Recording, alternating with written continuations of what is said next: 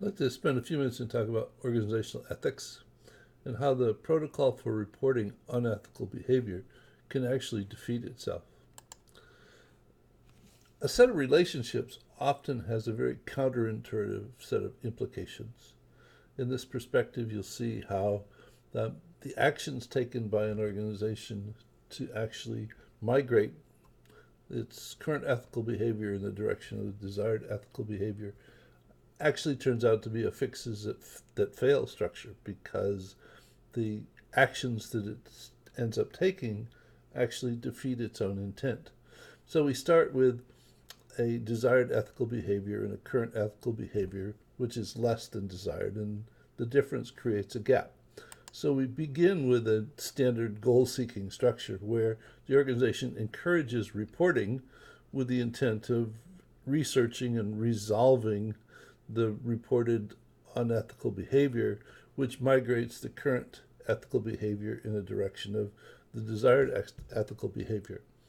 So, in addition to this, to support the intent, the organization promotes a level of confidentiality, ensuring that those people reporting don't suffer from retaliation and defamation, which should improve the likelihood of reporting. So you have a virtuous reinforcing structure encouraging the goal seeking structure of accomplishing the thing that it's intended to accomplish.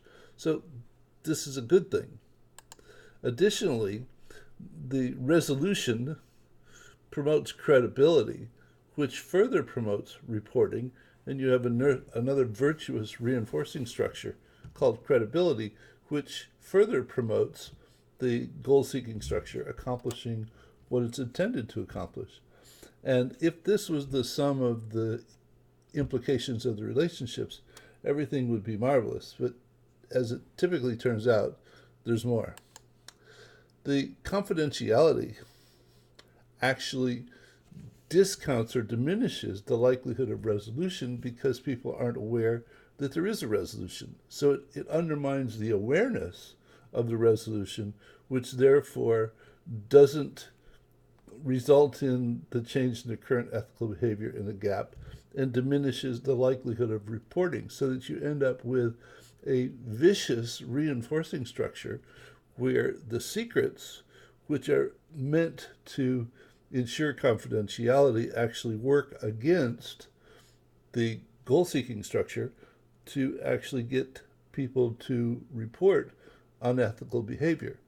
And in addition to that, that confidentiality diminishing resolution diminishes the credibility, which therefore diminishes the likelihood of reporting, which diminishes the necessity of confidentiality, and you end up with a structure which is sort of self-sealing, where if there isn't any reporting, there's no need for confidentiality and no need for resolution, then and there is no credibility, but no news is good news, so that the organization thinks that its ethical behavior is as desired because nobody's reporting any unethical behavior. So you have a couple of sets of relationships which are actually interfering with the organization's best intentions. So the question is, while it's apparent that the organization is operating with great intentions, how might the organization change one or more of the existing relationships so as to undermine its own existing efforts? Please provide your comments in the organizational ethics Q&A thread. And special thanks to Edith Thompson for providing this perspective. Take care, and we'll see you in another perspective soon. Bye.